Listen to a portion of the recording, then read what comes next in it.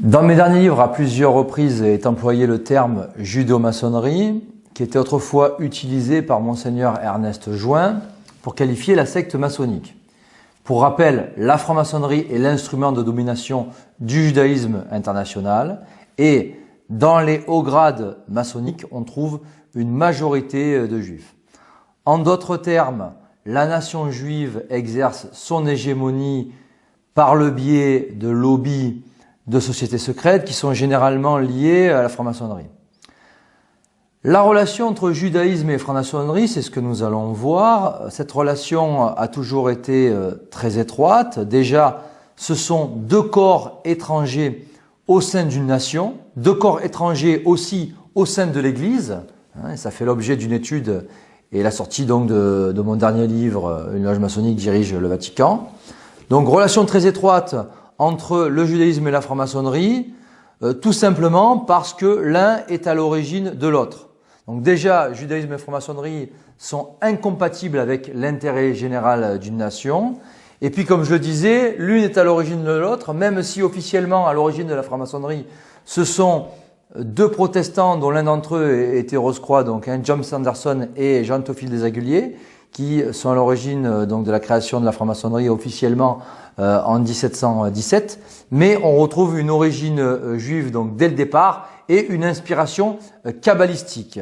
Ce qui a fait d'ailleurs dire aux convertis à la Kabbale, Eliphas Lévi au XIXe siècle, que la franc-maçonnerie est la grande association kabbalistique.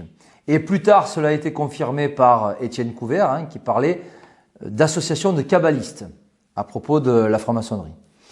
Le judaïsme international est une puissance occulte qui est à la tête de cette autre puissance occulte qui est la franc-maçonnerie. Pourquoi? Parce que officiellement, nos dirigeants sont du Parti socialiste, sont des républicains, la République en marche, etc. Mais leur affiliation maçonnique est toujours cachée. Donc la franc-maçonnerie est-elle une puissance occulte qui, à sa tête, est gagnée par cette autre puissance occulte qui est la puissance occulte judaïque. Okay.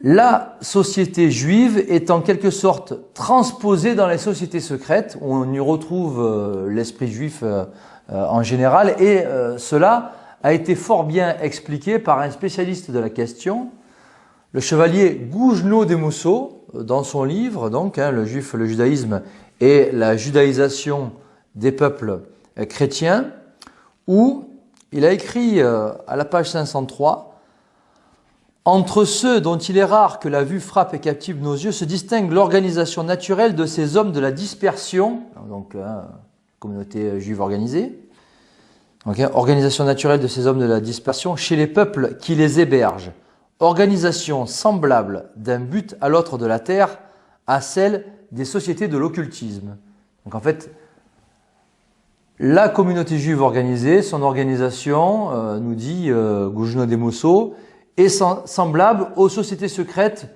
occultistes. Chacune des sociétés secrètes qui se développent au milieu des États modernes n'est en effet qu'une copie, qu'une image de la société judaïque telle qu'elle existe au milieu des peuples. Autrefois, sous la Troisième République, on avait le grand rabbin de France qui avait fait l'éloge de la République, de la franc-maçonnerie et des francs-maçons. Élie Ben Amozeg, donc ce rabbin, était un franc-maçon du 33e degré, dans la franc-maçonnerie à Livourne, en Italie. Dans les hauts grades maçonniques, comme je le disais, on retrouve une écrasante majorité de juifs, alors que c'est l'inverse dans les bas grades, de la maçonnerie bleue du rite écossais, donc les 3 premiers grades apprentis, compagnons et maîtres, où on va retrouver essentiellement des goïs. Récemment, il y a peu de temps, le pseudo-philosophe Bernard-Henri Lévy a dit tout le bien qu'il pense des francs-maçons et de la République. Il a réagi à l'attaque du temple maçonnique de Tarbes et il a tweeté ceci, je cite, « Et oui, les francs-maçons, c'est un peu l'âme de la République, ce qui est vrai. C'est ce qu'il y a eu parfois de meilleur, là on n'est pas d'accord bien sûr, que les gilets jaunes s'en prennent à leur temple de Tarbes est un signe terrible. 17 épisodes pour revenir 130 ans en arrière. Alors 17 épisodes parce qu'il s'agissait de l'acte 17 des Gilets jaunes, pour revenir 130 ans en arrière. C'est-à-dire que pour lui, le progrès signifie la progression de la judaïsation de la France, de l'influence juive dans la République française. Donc pour lui, on a avancé de 130 ans. Mais pour nous, on a évidemment régressé en 130 ans. Donc c'est là toute l'inversion talmudique qu'on retrouve donc chez le juif talmudiste Bernard-Henri Lévy. Les juifs ont doublement besoin de la franc-maçonnerie et des francs-maçons. Donc de la franc-maçonnerie d'en haut comme de celle d'en bas. Et on va voir pourquoi. Donc déjà la franc-maçonnerie d'en bas. Pas tout le monde peut y accéder, mais elle est quand même assez accessible, cette maçonnerie. Donc on peut y accéder et on peut en sortir relativement facilement. Ces francs-maçons-là, des bas grades, servent surtout à montrer une certaine image, une façade philosophique, philanthropique de la franc-maçonnerie, où ils débattent de sujets de société. Donc il y a une idéologie quand même derrière, mais il y a un aspect surtout philosophique qui est mis en avant. Et puis aussi philanthropique à travers certaines actions. Vous voyez, quand par exemple ils vont faire un don à une association, il va y avoir dans les journaux, ça va être mis en avant, par exemple quand c'est le club paramaçonnique du Rotary ou du Lions Club qui font cela. Donc concrètement, politiquement, là, les francs-maçons des bas grades ne servent à rien, ce ne sont pas eux qui ont le pouvoir. Ils cotisent donc, chaque année quelques centaines d'euros pour profiter du réseau maçonnique qu'ils considèrent comme un réseau d'affaires pour en fait prendre l'ascenseur social. La franc-maçonnerie des hauts grades maintenant, les francs-maçons des hauts grades, eux, c'est différent, on est dans autre chose, ils servent la domination d'Israël. Donc c'est le cas de nos dirigeants dans la République française, que ce soit par exemple François Hollande ou Emmanuel Macron. On sait par le franc-maçon italien Magaldi que Emmanuel Macron a été coopté dans une arrière-loge intitulée la Fraternité Verte, donc arrière-loge supérieure aux 33 degrés du rite écossais, coopté par François Hollande. Donc Macron coopté par François Hollande. Et donc que ces gens-là obéissent clairement au diktat d'Israël. Donc là, on est dans toute autre chose. Ces francs-maçons-là, des hauts grades, sont des alliés objectifs du judaïsme politique, donc à l'échelle française et même internationale. Ils sont aux ordres de ce judaïsme international et on l'a constaté, on l'a vu avec cette image marquante du poing d'Emmanuel Macron serré par le président du CRIF, Francis Khalifa, au dernier dîner du CRIF. On a bien vu qui était le maître de l'autre. Donc, ces francs-maçons des hauts grades doivent généralement aux juifs leur ascension en loge et dans le monde profane. Et généralement, les deux vont de pair, l'ascension aux loges et dans la société. Ceci dit, à la tête des banques, de la haute finance, des cartels, des multinationales, des grands groupes financiers, médiatiques, il n'y a pas que des juifs. Certes, il y a Rothschild, il y a l'israélite Drahi, il y a Bolloré, Xavier Niel, il y avait Serge Dassault, son vrai nom Serge Bloch, mais il y a aussi les Bernard Arnault, Arnaud Lagardère, etc. Donc il y a des juifs puissants, il y a aussi de richissimes francs-maçons des hauts grades et les deux font affaire. Pour rappel, au-dessus de la loge, il y a la synagogue. Et donc au-dessus donc, de la franc-maçonnerie, il y a la judéo-maçonnerie du Bnei Brit. Il faut être juif pour appartenir à cette franc-maçonnerie. Donc franc-maçonnerie des hauts grades qui est supérieure à la franc-maçonnerie du rite écossais. Ce sont ces juifs qui sont à la tête de la franc-maçonnerie et non l'inverse. Et ceux qui affirment que les juifs n'ont rien à voir avec la franc-maçonnerie, que ce n'est pas l'esprit juif qui domine la franc-maçonnerie, que ce n'est pas l'esprit de la Kabbale, que ce ne sont pas les juifs qui dominent la franc-maçonnerie, toutes ces choses-là, que ce ne sont pas les juifs et les francs-maçons qui ont le pouvoir sous la République française, etc., etc. Tous ces gens-là sont là pour vous tromper, pour vous mentir. Clairement, hein, ils vous mentent, ce sont des menteurs et des manipulateurs. Voilà. Et clairement, ce sont des collabos de la République juive et maçonnique. Voilà. Ni plus ni moins. Quelle que soit leur étiquette d'ailleurs. Hein. Qu'ils soient d'ailleurs catholiques tradis, qu'ils ne le soient pas, qu'ils soient protestants, qu'ils soient athées, peu importe, ces gens-là vous mentent, ils ne disent pas la vérité sur ces sujets si fondateurs, si fondamentaux que sont les questions juives et maçonniques. C'est un marqueur, ça. Hein. A-t-on déjà vu un franc-maçon déograde s'en prendre à Israël, au sionisme, au judaïsme? Alors, on a vu John Fitzgerald Kennedy s'attaquer publiquement aux sociétés secrètes. D'ailleurs, il y a l'extrait hein, dans Le complot contre Dieu, mais aussi de Cris dans la nuit. Et donc, on a vu JFK s'en prendre aux sociétés secrètes, et on a vu le résultat. Sinon, à ma connaissance, on n'a jamais vu de franc-maçon déograde, avec une certaine responsabilité, être dans l'anti-judaïsme ou l'antisionisme, tout simplement parce que c'est éliminatoire.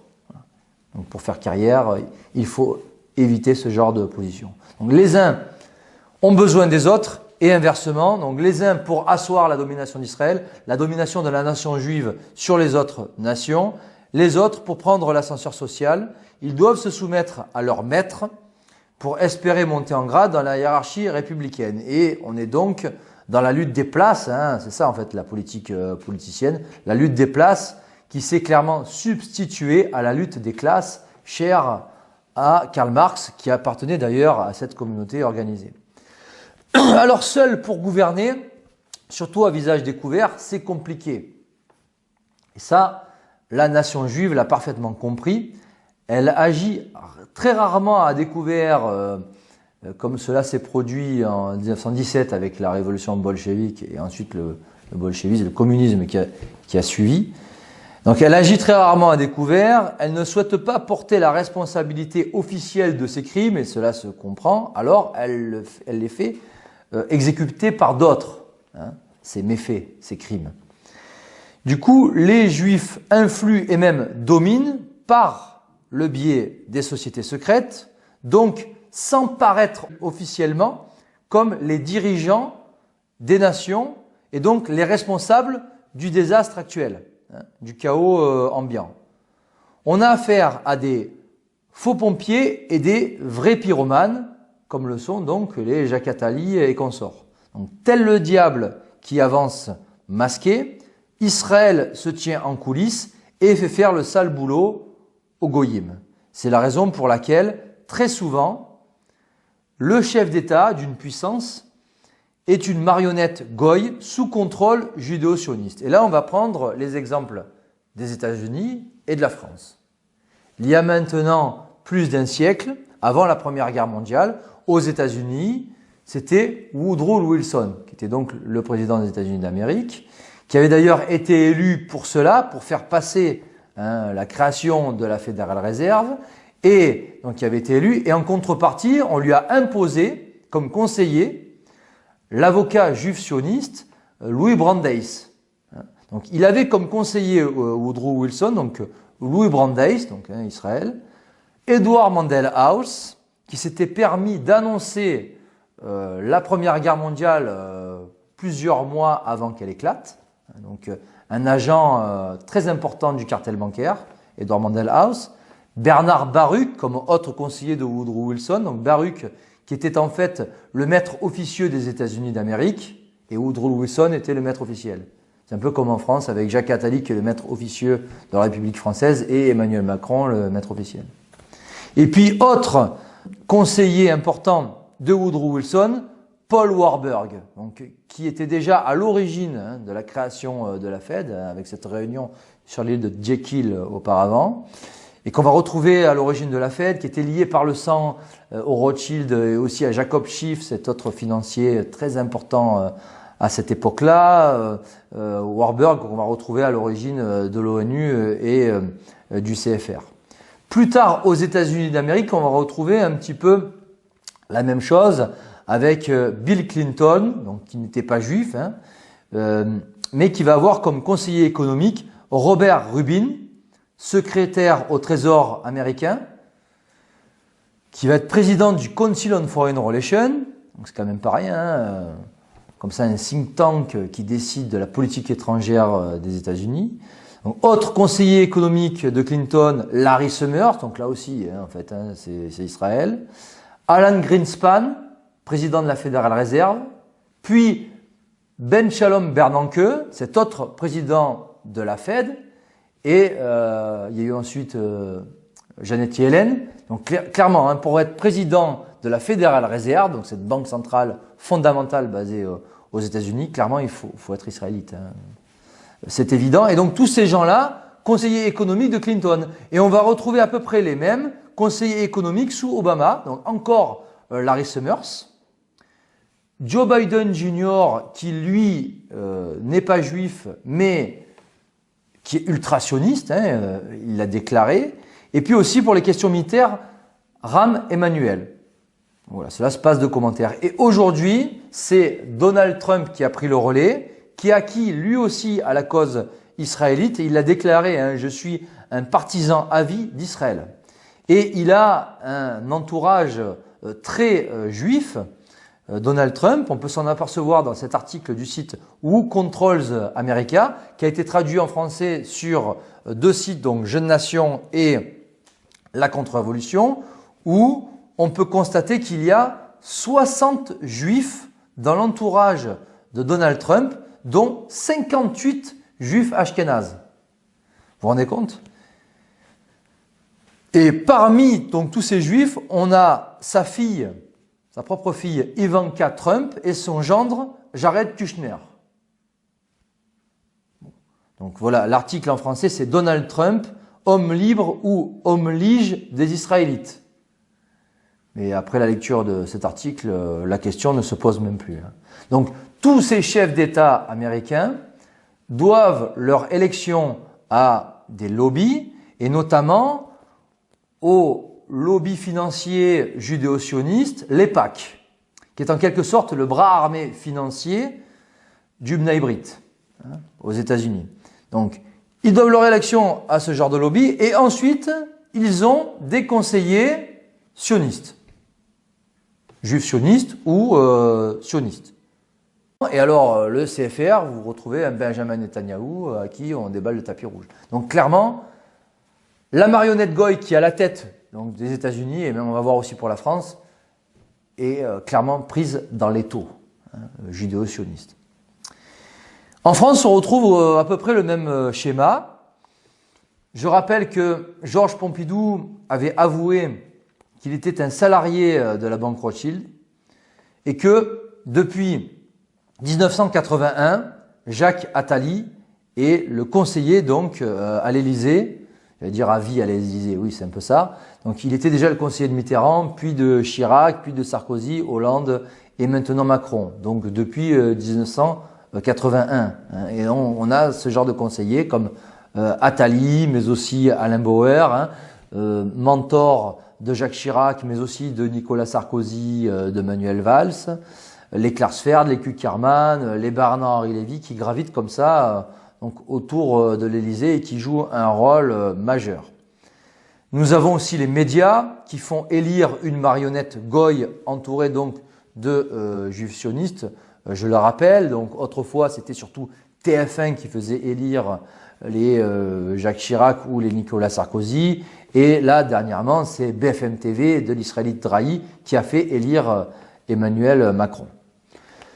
La stratégie de ce lobby juif est très simple. C'est de faire pression sur le pouvoir officiel. Se maintenir en coulisses, mais faire pression. Ne pas endosser le costume de dirigeant officiel, mais faire appliquer par un non-juif, et je rappelle qu'un franc-maçon odéograde est un juif de synthèse, donc faire appliquer par un goy une politique judéo-sioniste. Les Attali, les Bernard-Henri Lévy, Kuckerman, Khalifa, etc. font appliquer au goy franc-maçon Macron la politique voulue par l'État hébreu. Et c'est cela, en fait, la véritable fonction de ces dirigeants de la République française. quand les gens élisent un président, ce n'est pas pour faire l'intérêt général, mais c'est pour faire l'intérêt d'une nation étrangère et en l'occurrence l'intérêt d'Israël, de l'Israël sioniste. Pas n'importe quel goy est sous contrôle judo-sioniste, je le rappelle. Hein. Ce ne peut être qu'un franc-maçon dès haut grade qui a donc été auparavant trié pour monter en grade. Alors en matière de politique étrangère, c'est très simple, c'est faire la sécurité d'Israël. Donc ils le disent dès qu'ils sont élus, hein, Nicolas Sarkozy, c'est de suite, c'est la sécurité d'Israël qui importe par-dessus tout, d'où ce chantage à l'antisémitisme permanent si on est opposé à cela, si on est opposé à l'hégémonie donc de cette nation étrangère sur la France, donc par le biais de la République française, qui je le rappelle est l'anti-France et qui n'est qu'un régime politique, hein, qui n'est pas la France. Donc voilà, en termes de politique étrangère, ça c'est fondamental. Et en termes de politique intérieure, dans l'esprit du Talmud, c'est l'asservissement de la population française. Comment? Tout simplement par le racket du contribuable, par l'État, au service donc de banques privées qui sont dévouées au Grand Israël. Hein, c'est très simple. D'où la révolte d'ailleurs des Gilets jaunes, hein, qui s'offusquent, à juste titre, de ce racket en fait, du contribuable, hein, à tous les niveaux, hein, par le biais fiscal ou sur la route.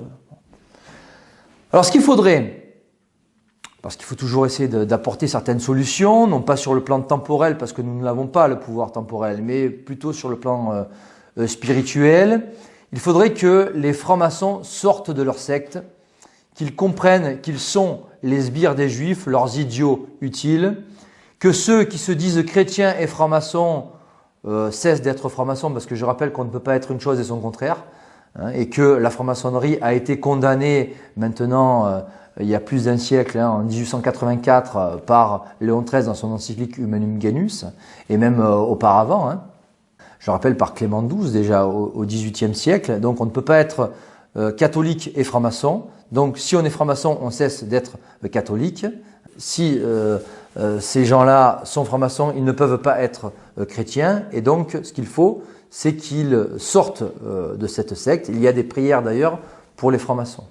Ce qui est valable pour les francs-maçons est aussi valable pour les juifs, qui doivent cesser de l'être, et qui donc doivent sortir du judaïsme, de leur communauté organisée. On a eu des cas de conversion sincère et intégrale au christianisme. Bon, alors là, assez récemment, Israël Adam Shamir et le frère Nathanaël, eux, c'est le christianisme orthodoxe. Mais par le passé, du temps des apôtres, je rappelle qu'il y a une certaine partie qui a suivi Jésus-Christ, pas la majorité malheureusement. La majorité avait suivi les pharisiens, hein, qui sont en fait les rabbins, les juifs talmudistes d'aujourd'hui. Donc pas mal de conversions donc, du temps des apôtres. D'autres conversions, comme le père Ratisbonne, les abbés Lehmann, qui ont écrit sur les Rothschild, mais aussi sur les juifs sous la révolution de 1789. Benjamin Friedman aussi, hein, qui a écrit sur le sionisme, mais aussi sur les guerres mondiales. Et puis encore plus récemment, Véronique Lévy, la sœur de Bernard-Henri Lévy, qui s'est convertie apparemment sincèrement, et c'est tout à son honneur, d'autant que ce n'est pas sans conséquence hein, sur l'entourage familial. Notre foi, notre croyance détermine généralement notre action, notre mode de vie, nos habitudes de vie, nos mœurs. Ce fut l'objet d'une conférence, hein, le sujet de ma dernière conférence qui avait été donnée à Nice. D'où l'importance d'avoir la foi intégrale et non une foi tiède. Car généralement, nos actes sont conformes à cette foi. Ils doivent l'être.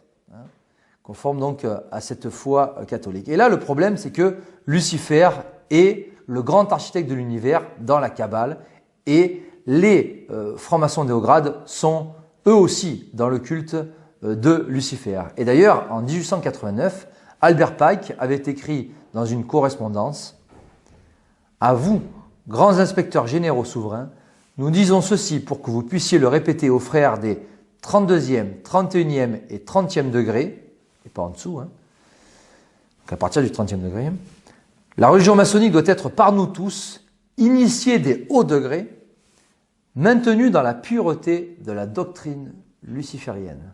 Et un peu plus loin, il a affirmé, oui, Lucifer est Dieu. C'est l'espace de commentaires. On est donc dans le culte de Lucifer pour les adeptes de la Kabbale, comme dans les hauts grades maçonniques. Que ces francs-maçons soient juifs ou pas, d'ailleurs. Et dans les deux cas, et dans tous les cas, ces gens-là ont la même aversion contre le Dieu des chrétiens, donc, Jésus-Christ, contre l'Église catholique, qui est le corps mystique du Christ, contre la civilisation chrétienne, contre la chrétienté. Dans les deux cas, ils souhaitent une gouvernance mondiale chère à Jacques Attali, qui est en fait le promoteur officiel de ce mondialisme en France, mais pas seulement, puisque on a eu George Herbert Walker Bush qui, en public à la télévision le 11 septembre 1990, soit exactement 11 ans avant les attentats du World Trade Center, donc George Herbert Walker Bush avait comme ça parlé de nouvel ordre mondial. Bien avant lui, en 1950, James Paul Warburg, donc le fils de Paul Warburg dont j'en parlais tout à l'heure, avait déclaré « Nous aurons un gouvernement mondial que nous l'aimions ou pas. La question est de savoir si nous l'aurons par consentement ou par conquête. » David Rockefeller, ce ponte du mondialisme au XXe siècle, avait écrit « Nous sommes à la veille d'une transformation globale. Tout ce dont nous avons besoin est une bonne crise majeure. » Ça n'existe pas ça, une bonne crise majeure. Ça ne profite jamais au peuple. Un crash financier ne profite qu'à ceux qui le provoquent, à la haute finance, mais pas au peuple. Donc tout ce dont nous avons besoin est une bonne crise majeure, et les nations vont accepter le nouvel ordre mondial. À l'ONU, Kofi Annan, mais aussi Robert Mueller, Robert Mueller a notamment déclaré « Dès que possible, nous devons arriver à élaborer un gouvernement mondial et une religion mondiale dirigée par un leader mondial. » Même son de cloche à l'OMS, l'Organisation mondiale de la santé, par George Brock Chisholm, qui avait déclaré « Pour mettre en place un gouvernement mondial, il est nécessaire de retirer des esprits leur individualisme, leur loyauté aux traditions familiales, leur patriotisme national et leur dogme religieux. » Et là, on est clairement dans l'esprit du judaïsme international.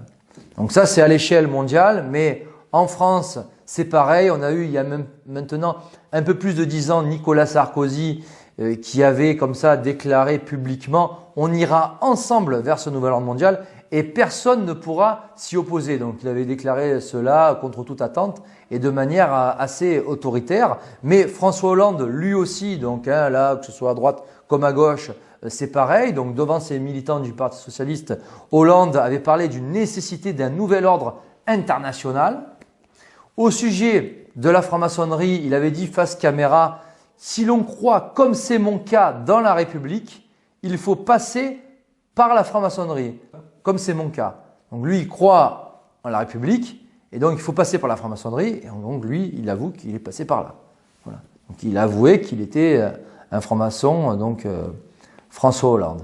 Voilà. Le but, on voit bien qu'il est identique chez tous ces gens-là. Et ce but, c'est celui des sociétés secrètes. Et c'est le message vraiment que j'ai souhaité faire passer au moment de tirer ma conclusion au sujet de la franc-maçonnerie dans mon livre qui est sorti à l'occasion des 3 siècles de la secte maçonnique, donc la franc-maçonnerie, 300 ans d'imposture. Unifier le genre humain sous une même bannière, la République universelle, sous une même religion œcuménique, réduire l'homme à son état animal, de simple consommateur dépressif. En ayant auparavant dissous les États dans les grandes puissances, ruiner et dominer les nations sous contrôle, effacer la notion de patrie, démolit l'ordre ancien pour ne laisser aucune trace de chrétienté authentique sur terre. Et d'ailleurs, l'incendie de Notre-Dame de Paris rentre dans ce cadre. Faire tomber toutes les barrières économiques, sociales et culturelles en faveur du marché. Marché, c'est-à-dire les multinationales, dont fait l'éloge Jacques Attali. Pour enfin aboutir au village global. village global aussi encensé par Attali, piloté depuis Israël par la judo-maçonnerie qui est la contre-église de Satan. C'est ainsi que se projettent les oligarques occultes du mondialisme, ces faiseurs de catastrophes et architectes du désordre, en vue d'un nouvel ordre mondial qu'ils appellent de leur vœu, de ce messianisme juif talmudique qu'ils poursuivent avec tant de persévérance. Et on ne doit jamais perdre de vue que ce messianisme-là, ce messianisme juif talmudique, et donc toujours cette attente du Messie chez eux, est absolument fondamental pour comprendre les événements de ce monde. Donc voilà ce que poursuivent les talmudistes et les francs-maçons d'Éograd qui sont au pouvoir et qui amènent la France et les nations à leur perte, malheureusement.